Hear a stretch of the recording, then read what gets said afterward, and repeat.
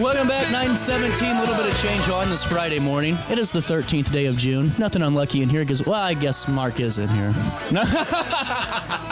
Mark Bland is in the studio. Luke Roberts, too. The St. Louis Wrestling Hall of Fame. New inductees. This has got to feel awesome, and just a hell of a career both of you have had. Well, yeah, thank you. Well, thank you very much. Like I said, it's one of those I'm still trying to wrap my brain around. I know my compatriot here is the same way in the idea of where you hear the term Hall of Famer and you never think that's going to happen for you. You always go out there for the love of the professional wrestling industry, and to be a part of this class truly is definitely wasn't for the money. That is true. Definitely that was not. A lot at of least, hot dogs. A lot of hot dogs. A lot of hot dogs. Well, and I think it's really cool, though, Luke, because when I first was getting an interest in, I mean, you're really good about working with the younger guys, and Mark, you are too, of really trying to, shepherd and show them the right way, because you guys both know that there's so many wrong ways to go into the industry, and a lot of folks make make some bad decisions right off the bat. But I really like the mentorship that you guys really provide for so many people, and I think that plays a huge part in your enshrinement too. It's really developing the future.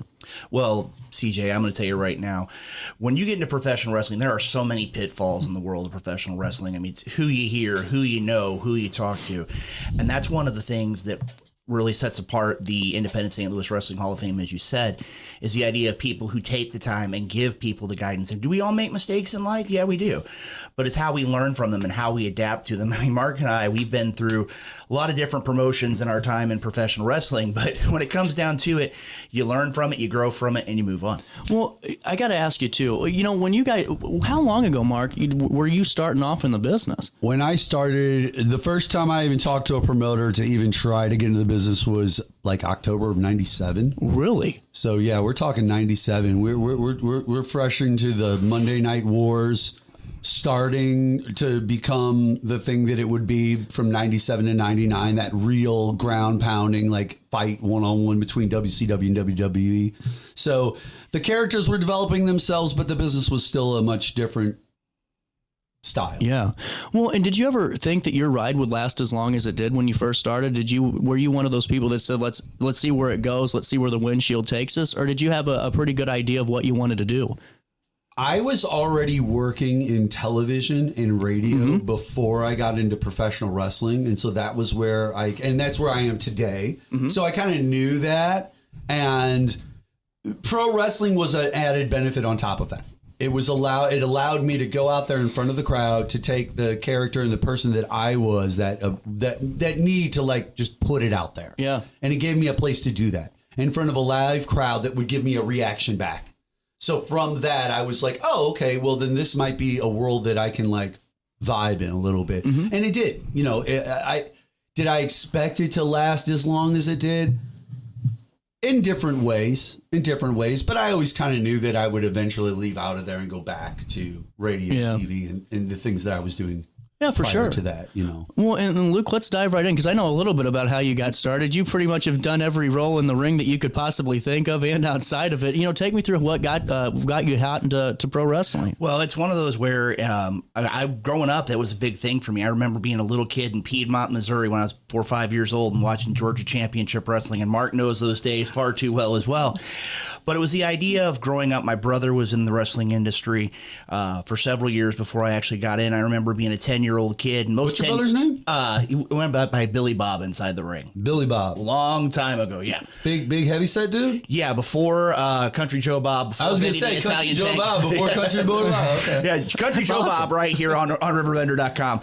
But when you sit there and look at it, I mean, again, it was most 10-year-olds are looking to get hot dogs and get popcorn and watch the wrestling. I was actually there behind Herb Simmons and another fellow inductee this year, Ed Smith, doing sound, writing programs, selling bumper stickers, you name it, doing all those kinds of things. And it kind of morphs. One of the things, and CJ, you and I have talked countless times, both on air and off air, is the idea of where you've always got to adapt. It's just like in any profession. And again, being able to adapt, I mean, it has been great. I mean, whether you talk about being a wrestler to a referee, Mark and I have some history both. Sure. Also, but the idea of being in charge of a company, being in charge of the creative aspects of things. There's a lot that goes into the business of wrestling. And you know what? Promoters, Promoters don't get enough credit. Oh, God, obviously, no. Yeah. because I mean, Luke's talking about the jobs you do around the business and how many there are that he's jumped into the shoes of. When you take that up a level to the promoter who now has to be over the top of all of that too. So true. That's crazy. Yeah. That's just a lot, especially a lot of it's independent. Yeah. Right now, like what we're talking about when it comes to local wrestling in each town across America, that's independent wrestling. A lot of these guys have jobs. Yeah. A lot of these guys have businesses that they handle Monday through Friday, 9 a.m. to 5 p.m. They have a lot of other things that are on their plate. It's Saturday and Sunday and it's Friday night, but Friday through Saturday is when they get to try these things out in these pro wrestling organizations. So it's a very busy business to get into, and people don't realize how many tentacles that octopus really has. You're 100% right. I mean, anyone that's set up any type of event knows that there's, all these ins and outs and all these spokes on the wheel. But when it comes to pro wrestling and you're setting up for events, I mean, it's a whole nother animal. And it's so amazing to me how important relationships are when it comes to professional wrestling. Because in other sports and things, if you can, in other event settings, you can get by for quite some time with doing things on your own for a little bit. Of course. But with pro wrestling, just from my experience, and I obviously didn't do it as long as you guys have, but That's all right. it's just, you can tell you can't collaborate. You can't be successful without collaboration, or at least fostering community in what you're doing. You have to foster community. That's a great way to put that. I think that's one of the best parts about independent professional wrestling. There is, whether you want to admit it or not, or like it or not, the way it stands, there is a community there. There is a group of individuals that do know each other and respect each other behind the scenes, willing to work together. And that's how something like the St. Louis Independent Professional Wrestling Hall of Fame comes together. Yeah. Groups of people behind the scenes that understand the business and everything that goes into it, getting together and going, all right, this is where we feel that the lay of the land is for who we are today in this business. 100%. Yeah, and Mark, just to kind of piggyback on what's there, collaboration is extremely important. When you're in any profession, you want to get better. You want to consistently make sure that you're doing the best that you can in the roles that you have. I have a lot of friends outside this industry that are with different promotions. That's one of the things with St. Louis. St. Louis has been for decades, has been the hotbed or one of the hotbeds for professional wrestling. And again, when you look at promotions today, I know on a regular basis, I talk to the likes of the voice of I.S.L.W, Dr. Drew Abbenhouse. I talk to the voice of I.S.L.W, Ben Simon. I talk to the voice of PWE, Jeremy Karp. I talked with our broadcast colleague, the one big sexy Chris Rodell, down at Dynamo Pro. There's a lot of different Shout out to Chris. What up, Chris? He's the best, isn't he? I love Chris. Yeah, and like I said, Chris has He's been a Blues fan, though, and I'm a Flyers fan. Are you serious? Dude, I was a Blues fan for 20 solid years till Mike Keenan piecemealed off Brett Hall and all of them. And then I was like, okay. And guess what? I was right for 20 more years. That's true. Okay, That's true. I will give you that, Mark. I won't even go that far, Mark, because for years I was an was Avs just fan. me. But then again, same token too, I wasn't an Avs fan just when they moved to Colorado. That Colorado team in like 03, 04, 05, whatever it was, with the beards and all that, dude, that was a tough ass team, though. Well, I look at it from the perspective, though, I mean, again, was the idea of where I look at it back in the days of the Nordiques. Oh, yeah. So, I mean, again, it was one of those, like I say with the Cubs, you follow them even through the bad years. And again, that's one of those when you look down to it, again. He's going back to when we called it the Norris division. That's true. That's true. But when it comes down to it, you look at professional wrestling, and again, it's just that collaboration. And again, right now there are 12 different promotions in the St. Louis area. That's wild to me. And the idea of where everybody comes together and has the opportunity to make this industry better. It's one of those things, you always make things better than when you left them. 12 promotions, Luke, and I'm just trying to get one last match to bleed all over, We're going to get there. All right, back into You want to bleed that bad? Oh, God, yeah, come on. Okay, with that being said, before we go back into pro wrestling, I was a Blues fan when So Taguchi was the only one at the Scott Trade Center watching the game. Do you remember that? So Taguchi, wow. Yeah. 06, he was out there, the only guy in the stands. It was him and Molina. That was it. Wow. I was that much of a fan. But, what I think's cool, too, is you have to be so good in really honing in the craft when it comes to working independent shows, in my opinion. Because you only, some shows, if it's just depending on the day of the week, and, you aren't going to maybe have the fullest crowd. So how can you connect with those couple of people right away? This is a question that used to not be able to be answered in the business of professional wrestling. Sir. And now, because of the internet and the internet wrestling community, where we are now 25 years later, I use 2000 as a good break point to the before and the after, like the millennia, because Yeah, we are from the 1900s. That's true. Isn't that That kind of is nuts? true. We're from the 1900s, bro. Like if people say, go back to your century, like that means something. Like that really means something. And it makes me feel old. But before, when kayfabe was the primary way that we handled the fraternity and the business behind the scenes, that was a discussion that was never had on radio or out live and stuff. Exactly. Now that even Triple H and WWE are like, we're going to just open all the doors. We're going to do like whole documentaries, whole year-long like runs on MTV of just everything. We're going to let you know everything. And it's like, okay, well, I'll tell you how. You find a way to look yourself in the mirror and go out in front of the crowd and go, today, there's only 25 people out there that paid to get in here. And it's a small crowd. And we might get paid in hot dogs today. Yeah, That's true. I want to become good at showcasing this character, this act to the people, and I will focus on that as my primary goal. That's where that drive comes from. Outside of that, you feed off of them when they are more and more and more there. But outside of that, it is you got to get up and go, I want to be out there. Half naked with baby oil on me, looking great, but I want to be out there and then get hit in the face with an elbow. You know, Mark, You have to want that. Yeah. Well, one thing you look at too, Mark, is there have been so many wrestlers that we've had the opportunity over the course of our careers to see who have been in those 10, 20, 25, 30 seat KC halls, American Legion halls, VFW halls that have gone out there. And again, that's how you better yourself. You go out there and you do those things, and seeing people who have had the opportunity, the likes of a Dirty Jake Durden, guys like High Level Enterprise, guys like a Matt Seidel, like a Delirious, like a Mischief, like a Daisy Hayes. Another one here in the area was Akira Tozawa, which you can see every Monday night on Netflix. Yeah. But when it comes down to it, I mean, again, that's one of the things when you look at professional wrestling, it doesn't matter, as Mark said, whether it's 15 or 15,000, you've got to go out there, you got to be able to live the persona. And that's what those wrestlers do each and every night. They give you every ounce of energy they've got to make sure that from the second you walk in that building to the second you walk out, you are that person. That is who you are 24/7. And that's how you become a success in professional wrestling. 100%. Hey, before we take a break, I want to ask, what led up to this enshrinement? How does this process work? And really, how did you guys find out? Well, I'm going to tell you right now, mine was very surprising. Many people know, you say you always evolve in professional wrestling.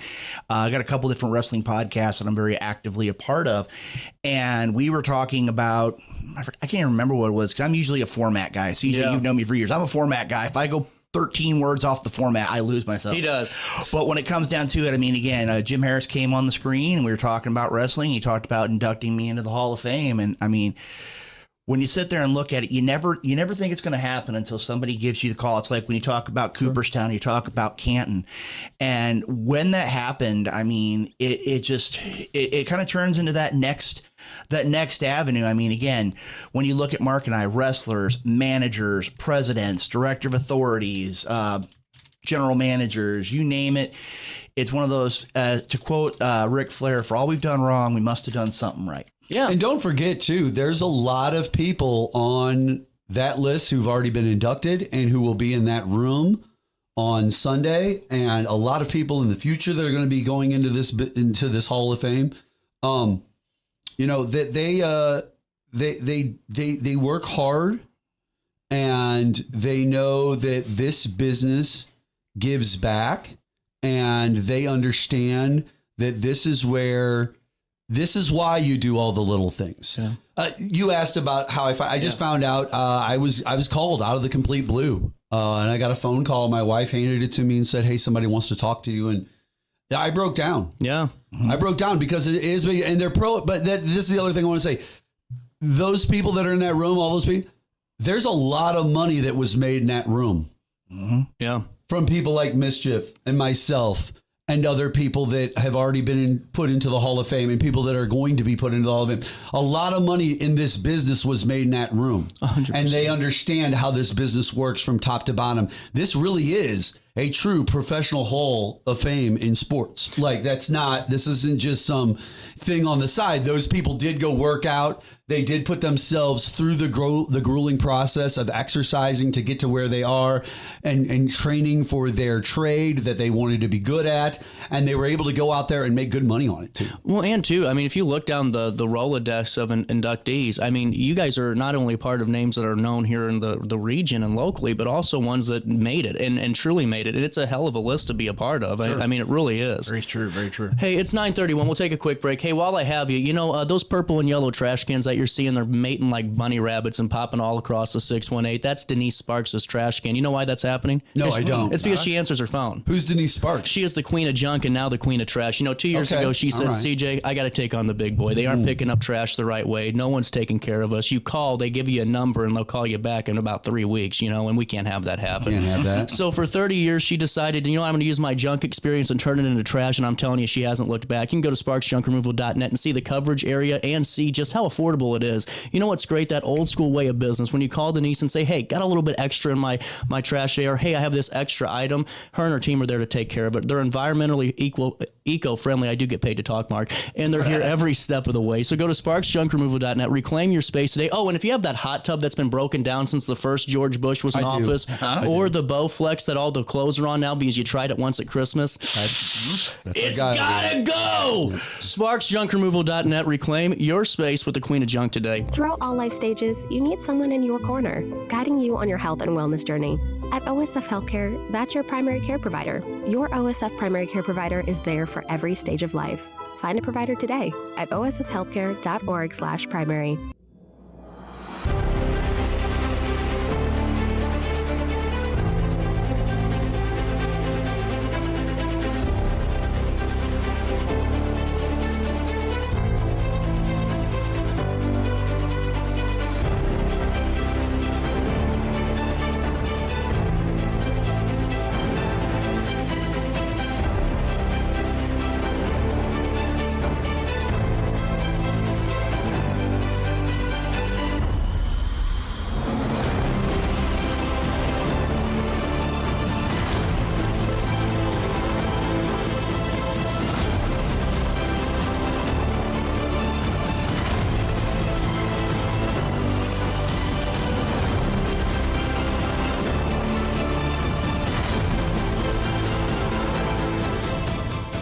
Since 1993, Sparks Junk Removal is always adapting to the needs of our clients. That is why we now offer weekly trash pickup for selected areas. Plus, we offer driveway-safe rubber-tired dumpster rental. Give us a call today at 618-781-1407 or visit us at sparksjunkremoval.net. When I got in the car accident at the ER, they gave me a prescription of hydrocodone. And over time, it took more medication to mask the pain. I moved over to drug seeking and found heroin and fentanyl. I went to the Centerstone rehab facility, and it was the best decision I ever made in my life. I have my own car. I have a job. There's nothing holding me back anymore. You're listening to Our Daily Show with CJ and I.S.L.W on RiverBender.com. Running down to the riptide, taken away to the dark side. I wanna be your left-hand man. I love you when you're singing that song, and I got a lump in my throat 'cause you're gonna sing the words wrong. Is this movie that Welcome back. Mark, Luke are back in the studio. I'm here too, but I'm not the important one. We got some inductees. What are you talking about? You are the important one. You are the star of RiverBender Radio.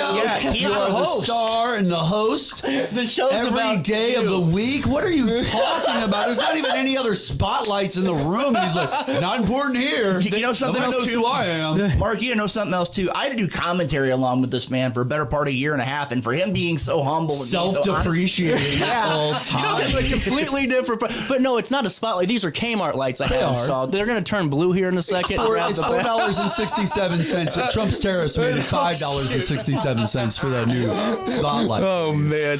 Well, Luke, we've had some fun doing commentary together, and it was really cool because when I went to Austin for Dustin School, you were one of the most supportive people there, and always have been, and it really just is cool to have you back in the studio. But we have some time. We got to hear some stories from the career here. What are some of the people you want to highlight, Mark? I'll ask you the same question. Some of the stories that our audience can hear. By the way, we're on internet. We don't have the FCC anymore. They can't control me. So, Well, they can't come after you like they did at the end of last year on me. Yeah. Oh, that's good. Yeah, that's another episode there, right? That's a completely different episode. Mark will be back for the late night show. You guys want to hear some of the FCC federal government coming after people stories? I got them for you. I've got all kinds of cool stories on that. That's for sure. Yeah. Well, as we go about this right now, I mean, again, there's a lot of good stories I've had over the course of the career. One of them I know full well was, and I'm going to go ahead and throw the first one out here because you're here and we're going to talk about it. Was the idea, as you know, I.S.L.W, well known all across the bi-state area, and had an opportunity. We had to go to an event in Kansas City. Yep.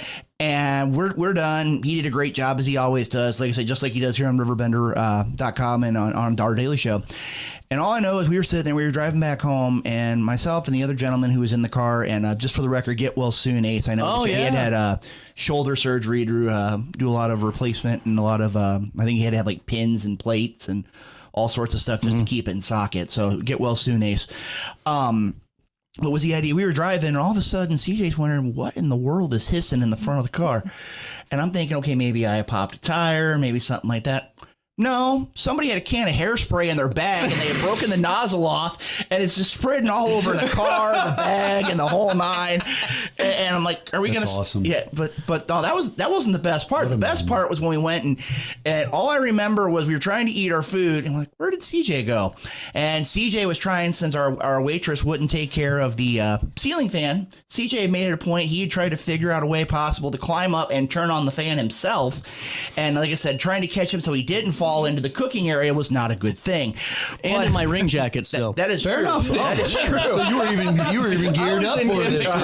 Exactly. But no, that one was there. Another one, I don't think I've ever told Mark this one, was many years ago, my broadcast colleague Chris Rodell and a friend of the show, Justin Waits, went to an event in Waynesville, Illinois. Okay.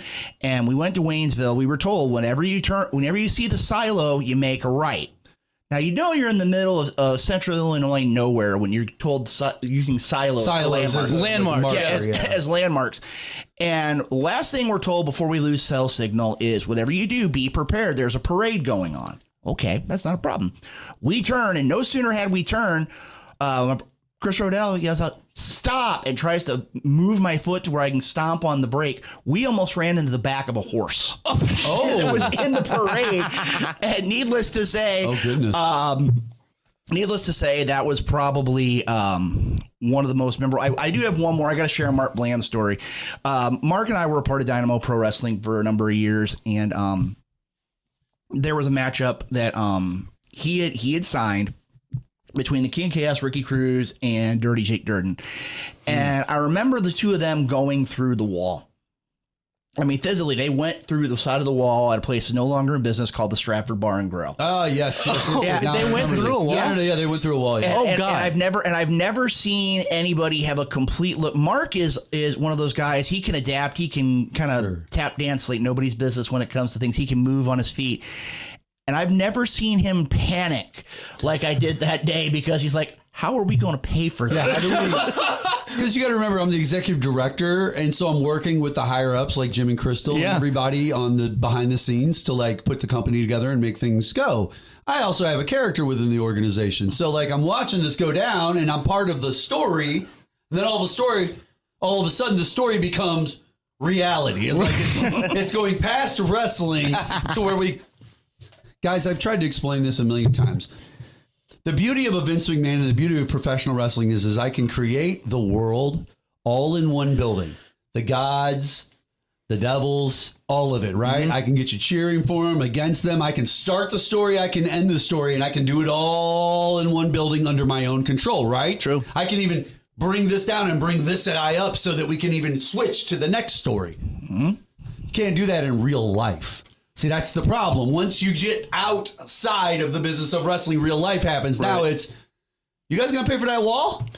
Because we want to know if you guys are going to pay for that wall, because we can't have you wrestling here if you're just busting our walls. Like, that's where the game becomes, hey, I don't care about your stories. Yeah. Fix my wall. I've got a business to run here. I've got to sell another margarita to a 21-year-old girl from Festus, okay? Like, I have to do it. Like, I have no choice. So, like, that's the reality that sometimes sinks in. What was Ricky's response? Ricky's response? Those guys were just finishing off their match and just like trying to get through, like, you know, licking their wounds. In most cases, I don't remember specifically, you know, the conversations that happened right after that. I really don't. But I will tell you this. In most cases, those guys don't mean most stuff. They're not looking for that. If somebody gets hit in the audience or something, like at WrestleMania this year, we all famously saw the ATV situation with Stone Cold.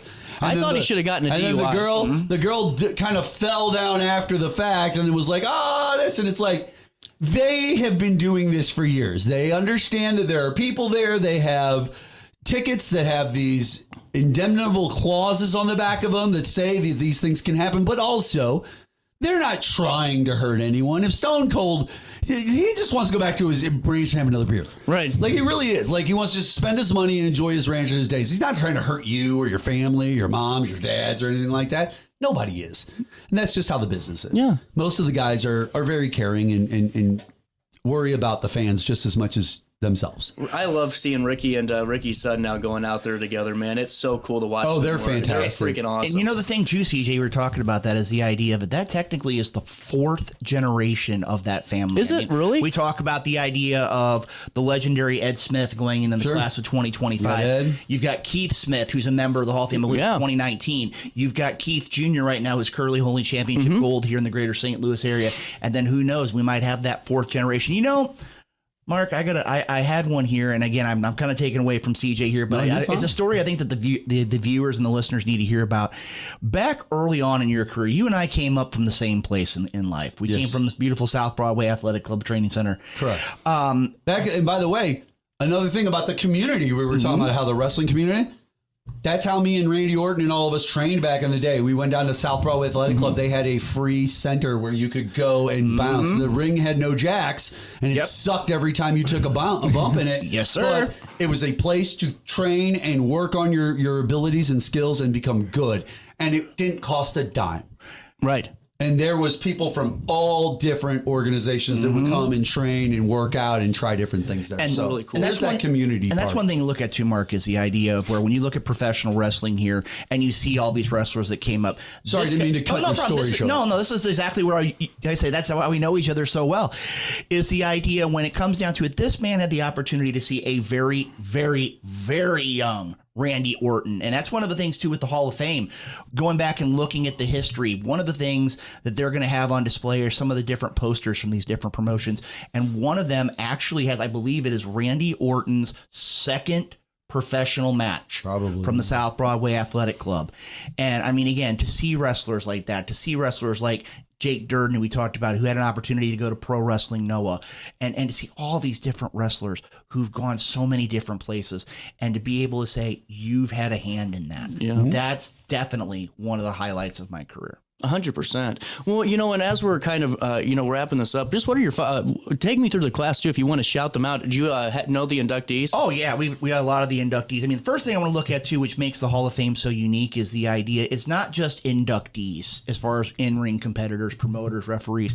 There are also other individuals who are going to be receiving special accolades. One of them is the John Blackheart Award. And as Mark and I can both tell you, John Blackheart was probably one of the toughest men we've ever had the opportunity to be in the ring. John is, as far as I know, John's inducting me. Yep, so we kind of make sure he's there. But when it comes down to it, I mean, he was double tough. Actually, I don't want to use that because we use a lot more triple tough. But the gentleman being inducted with the John Blackheart Award, Douglas O'Shea, is a man for 30 years who has gone out there. It doesn't matter who it is, where it is, when it is. You tell him he's got a match to go to, he's going to do it. We also have the Jerry Bullion Award, who is a longtime fan, but he was one of those. He was very knowledgeable. He was very active in the professional wrestling community. And this year's inductee is Peggy Mender, a well-known fan to the idea where she'll tell you exactly what you did right, what you did wrong, who she likes, who she doesn't like. She gets around to a lot of the shows. Yeah, a lot of us got to know her and get really to cool. see her, out there, and she being so supportive. That's important to a lot of people. That's a really cool point of it too, is the connection that independent promotions have with their fans too, and just that network. Because there's some that really almost become part of the family in a way, you know. And I think that's a really good component too. I also saw Pete Madden's going to be inducted this year. Oh my, we could have a whole episode. Is there going to be a wood chipper match at this? Me and him were supposed to have. I'll send you, CJ. I'll send you the poster. This was supposed to be on May 32nd a few years ago. Me and Pete Madden were going to have like a bed and post match or something. Oh, I'll send you the video. Yeah, it was fantastic. I can't wait. Me and Pete got to get this in. Oh yeah. but when you look, this match is going to be amazing. Yeah, but it's one of those where I got to share this Pete Madden story. Back the 5-year GCW reunion, Pete Madden was in a battle royal, and one of the competitors was early on was Johnny Greenpeace, and Johnny Greenpeace always came around with his tag team partner, his second, if you will, tree. I'm not joking with the viewers here. Came out with a tree. Yep. And during the Battle Royal, Pete Madden actually put a figure 1, not a figure 4, a figure 1 on tree in the middle of the ring during the match, and the crowd was just eating it up. It's one of those that's there. But again, going back and look at some of the names here, you got Frank Reed, longtime promoter here in the St. Louis area, better part of 40 plus years. Ace Strange, a man that actually before we came in the studio. All right, hold on, pause right here. Ace Strange, you were asking for stories. Yeah. I'll tell you a story. So we were scheduled to go out and wrestle co-main event one night. Me and Ace Strange were. And we got out there, and me and Ace were just feeling it. Like we were in one of those moments in the battle where he was just feeling it and I was just feeling it. So we were just wailing on each other. We didn't care. Everything was flowing really well. Yeah. So we just started grabbing chairs, hitting each other with chairs. Then I think he picked me up and tried to slam me through a table. The table didn't break, but then we did more stuff. And before you know it, 15 minutes has gone by, match is over. We get up to the locker room, and Tony Costa, the promoter, comes up to us. And Tony looks at us and he goes, "You guys just ruined my frickin' main event." And we were like, "What?" Now, you got to remember, we're young wrestlers trying to come up in the business. So this is like 98, 99, guys. Yeah. This is a long while ago, and it's still kayfabe and stuff. So it's a fraternity. It's like we get into fistfights sometimes with people. Yeah. Like we'll beat you up too in this locker room right now if you don't play along with us. Like it was a different time period. So they said that we ruined their main event, and that's the promoter. So me and Ace are now looking at each other in the face like, what? Then we had there was a guy named CJ, just like you, that was in the locker room. He walked up to us and was like, "Man, that match was horrible. I don't think we could sell 15-cent steaks to see that damn match again." But I have the promoter literally a minute beforehand going, "You just ruined my main event." Yeah. Because you guys went out there and upstaged it. Yeah. That was the night me and Ace learned about upstaging a main event and how you don't ever do that. Because just literally, it pisses off men who lift weights, who beat on each other. And by the way, I'll tell this to anybody out there. You can talk all the trash you want on professional wrestling.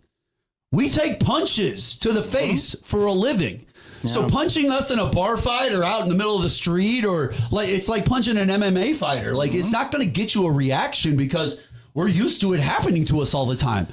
So those things are crazy to me.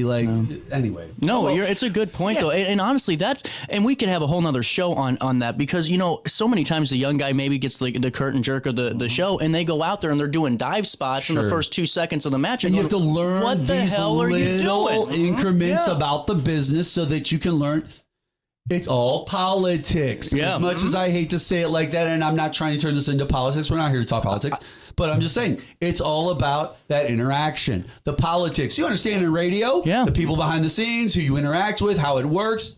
Same idea. Like Dick Every Douglas other was so business. successful. Very, very true, Mark. And again, when you look at some of the other names going into the Hall of Fame, you've got Steve Sharp. I'm sorry. Yeah, Steve Sharp. Steve Sharp, Yeah, he's another great. man who went and took his professional wrestling. I mean, here's a guy who actually spent worked time everywhere. He spent time in WCW before they finally closed up wow. shop, and then proceeded to move into the entertainment world, movies, television, you name it. I believe he had a reoccurring role in the Empire series. Yeah, he was on Empire, the TV show. Oh, wow. Really he cool, was like yeah. one of their bodyguards on the TV show. Very Yeah, true, Steve's been around the game for a long Hell of a while. career. Exactly. Yeah. Ed Smith, known from the Wrestling at the Chase days, but also many a time at the MMWA. Ed Smith gave me the greatest piece of wrestling advice I ever got in a business, which was you have 2 ears and 1 mouth.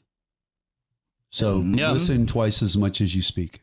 That's literally verbatim almost from Ed. 100%. Great advice, too, honestly. For a guy who talks as much as me, it was amazing advice. I'm sure, yeah. Well, like I said, we look at Ed Smith. I mean, again, a man who spent countless years in the industry and brought so many other wrestlers and his own family along as well.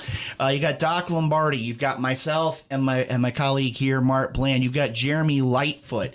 An individual who, Another talented young. Oh, dude, who I don't know if we can get away with calling him a young man anymore. 'Cause we're not young anymore. We're old too. He's been around with us as long as anybody else has. But So, you know something, fair though? enough to Jeremy. Yeah, but you know something with Jeremy, though. Jeremy, just a few weeks ago, went out and even though he had retired, he went out and paid respect to one of the inductees, the late Frank Reed, at an event for RCW up in Litchfield. And even though I don't think he had been in the ring for about a year, it didn't look like he had missed a step. And I mean, It's like riding a bicycle. Yeah. exactly. You'll figure it out. And the last inductee, Mischief. I mean, what more can you say about One of Mischief? the most talented female Oh, wrestlers to ever 100%. come out of the Midwest. 100%. St. Louis, very in this much area. so, very much so. And again, when you look at professional wrestling, I mean, again, for years there was only 2 real promotions in St. Louis. If you weren't with the Wrestling at the Chase, it was either the South Broadway Athletic Club or it was RCW. Yeah, there was only Really? He Wow. says there's 12, 13 promotions today. I mean, I don't. Right. I was working with MWC at the beginning of this year, but I've got some health issues, so I had to step away from that. But like, that's the first new organization I had worked with in quite a while. And so like, I didn't even realize that we're 12, 13, 14 incredible. organizations at this point. And that's coming off of 2, maybe 3. You had Frank. You had Herb and Tony. They were MMWA, SICW. They were all one big thing. And then you had GCW. Yeah. That was it. There was 3 organizations. That's the only place you could work, really. And that's one of the things when you look at this Hall of Fame induction class and you look at the history. And again, if you go back and look on social media, look at Facebook, Independent St. Louis Wrestling Hall of Fame, and you see some of these names, not only who have gone in, but who are going to be doing the inductions. I mean, you have the likes of a John Blackheart. You've got the likes of a Herb Simmons. You've got one that I find really interesting is the idea. We have Doc Lombardi going in as well. I don't want to leave Doc out because Doc would intimidate me with that baseball bat. He always carried everywhere. But I mean, again, one of the things I think I'm really looking forward to, other than the ceremony as a whole, is the fact that Jeremy Lightfoot is actually having his own son induct him. That's really cool. That is something that just That's really cool. amazes me. Yeah. His son just managed to start really getting active in the ring, and I'll tell you right now, his son, if he's even 100th of what his dad was, he's going to have a very bright career in pro wrestling. And again, it's one of those where if you get an opportunity and you're in the St. Louis area, Sunday, June 22nd, it's going to be a great day. You have an opportunity to get a good meal. You get the opportunity to meet all these individuals who've paved the way for so many at the Independent St. Louis Wrestling Hall of Fame. Well, and the induction ceremony will take place Sunday, June the 22nd, 1 to 5 p.m. at Andre's Banquet Center. That's over there at 4254 if you want the physical Telegraph Road. Are there still tickets available? There are a few tickets left. I mean, again, this year, with knowing the class that was going in, there's actually 2 banquet facilities inside the one. Oh, right wow. now, and they've actually had to open up the bigger room for us. There's a huge amount of people that are going to be there. If you need to get tickets, you can go through the Facebook account, and they'll get you in contact with the ticketing agent, or you can give us a call. Number here is 314-215-1481.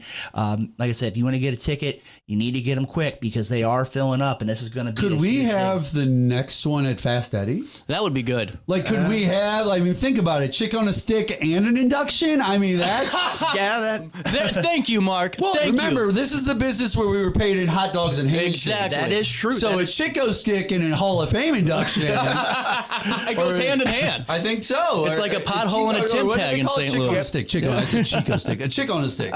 Yeah, but like I said, there's a lot. You know what we could have next time? What's that? We could actually make it a point. We could actually convince them because CJ's got all the pull. Right. Let's go ahead and have them bring the food here. Sure. We can have something right out here in front of RiverBender.com. That's right. We'll have an event. We'll have the food. We'll have the induction, and everybody will have a great time just like they are on Sunday the 22nd. Durden and Cruz going through the wall at the Stratford could have only helped that look of the place. Hey, I got to tell you, Hey, that's listen, a good one. I'll that tell you Stratford was a unique place to work because when you would go out the back door where we would load in, you were right up against some of what I would consider St. Louis's finest crack den locations. Listen, no, this is not a knock. This has nothing to do with Dynamo or anybody who was working for us at that point. We just had a spot to do our show. They were an old hotel that had like this big wraparound complex.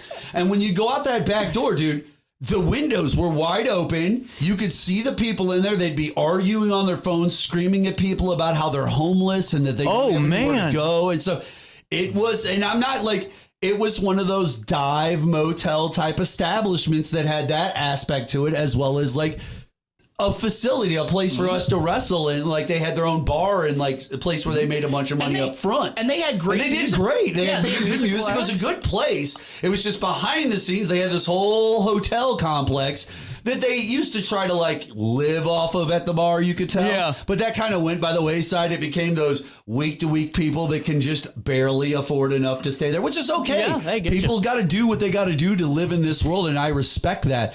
It's just interesting dichotomy when you walk out that back door and you're just sitting there dead tired after going through the wall, and all of a sudden you hear somebody screaming on the phone how they're going to be homeless in an hour. Oh my God. Well, and one of the things you look at too, Mark, real quick, is the idea there are so many venues, the likes of a Stratford Bar, and like a Big Texas, like a South Broadway, A lot of different places, like a Wild Acres Gymnasium, Like a parking lot. the River's Edge Complex. You were talking about Frank Reed earlier. One night, me and Gary Jackson went over there to work for him, and we worked a 20-man over-the-top battle royal in the middle of the street, one of these towns over here, and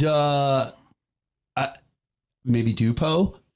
All I know is that we had our main board in the middle of the ring break in half. Oh, no. And then there was literally a 12-inch wide just gash through the middle of the ring to where every time you stepped, your foot went a foot down because the mat started to cave in. And then you had to still wrestle 20 minutes in a ring like that. Yeah. And it was an over-the-top rope battle royal. So it wasn't like just go outside and wrestle out there. No. We had to wrestle in the ring over the top rope battle royal. That's all a part so of you had to do it. Right. And that's in the middle of a street with 200 people standing around watching it. Right. That's what I'm saying. Like there's a million different venues and different things. And and it gets as cool as also Wembley Stadium for WrestleMania. Yeah, I'm sure. True. Oh, gotcha. And one of the things to look at here is all these men and women who are going in the Hall of Fame have done so much for this industry, as we said, to make it better than what they found it. And on June 22nd, the Independent St. Louis Wrestling Hall of Fame is going to be paying homage to them. I mean, again, the Missouri State Athletic Commission has acknowledged them. The National Wrestling Hall of Fame has acknowledged them. There's a lot of great things going on. And make it a point, if you can get an opportunity, please come on out and show your support for those who've paved the way for so many wrestlers today. 100%. And, that takes me to the final thing as we're wrapping up. Just what's your thoughts, just kind of bird's eye view a couple of days out as you guys are going into this? Mark, I'm going to let you have the first one. Bird's eye view. Probably very humbling. Mm-hmm.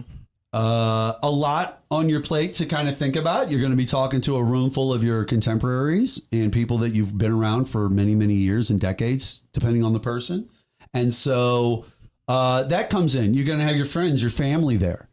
These are things that weigh in. Your speech, who do you want to talk about? Why do you want to talk about it? I've worked with a lot of different people over the years.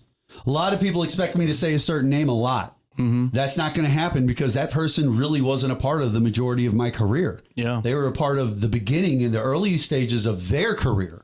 And so like I'm a piece of their history more than they're a piece of my history in that regards. Yeah. Outside of that, there are just, I think it's just getting everything together, right? Getting a suit together so that you look nice for the event, and, you know, making sure that you're going to get around to talk to everybody and hope that you get to see everybody you want to talk to. And, you know, it's just going to be a busy day, a lot going on. So that's kind of where I'm at, bird's eye view right now. Perfect. And I got to tell you right now, for me, it's the idea of being able to exceed the contemporaries and all the people that not only helped you, but to bring you forward. And an interesting side note with mine is the idea where it's going to be the first time in probably 15 years that the 3 men that trained me are all going to be under the same roof. Oh, wow. That's cool. And again, the idea Who were those 3 men? It was Pete Madden, Okay. John Blackheart, Got it. and my brother. Okay. And fair the enough. idea of we're having those 3 individuals there to see me be inducted. And I mean, again, just to see all the names, all the personalities. You have friends, family, people from all around the professional wrestling community coming out to show their appreciation. As my wife said, sometimes in this business, we get very busy with all the things we got to do. But sometimes you just got to kind of stop and smell the roses. Yeah. You got to take an opportunity to really see what you've contributed over your years, and that's all going to come to a head a week from Sunday at the Hall of Fame. I'm going to tell you right now, my speech is still up here and in the pen. I don't even know if I'm going to get to that point before the induction, but when it comes down to it, I mean, again, seeing professional wrestlers talk about why they do what they do is really going to be probably the coolest thing of it all. Absolutely. Well, guys, seriously, congratulations on it all. And Luke, thanks for everything that you've done to help me, and seriously, all the mentorship and everything. It means a lot, and it's really cool that you're getting this acknowledgement, seriously. And thank you, CJ.